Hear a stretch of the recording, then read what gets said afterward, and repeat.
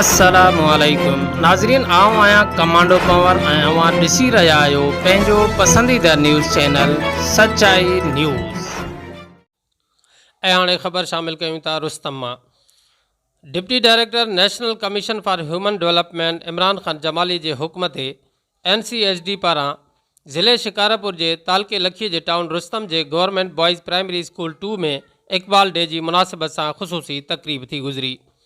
तक़रीब में उस्तादनि, शागिर्दनि, समाजी अॻुवाणनि समेत वॾे तइदाद में सिविल सोसाइटी जे मुअज़्ज़िज़ीन पिणु शिरकत कई।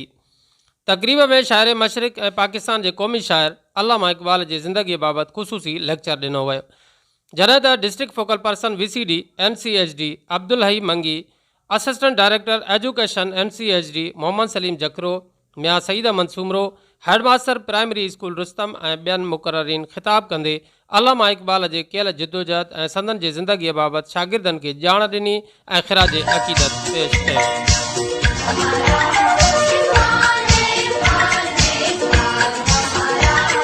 नाज़रीन, मज़ीद खबरें और अपडेट्स के लिए देखते रहिए सच्चाई न्यूज़। आप हमारी खबरें किसी भी वक्त YouTube, ट्विटर और फेसबुक पेज पर सच्चाई न्यूज़ स्पेल है SACHAI स्पेस NEWS लिखने के बाद सर्च करके देख सकते हैं।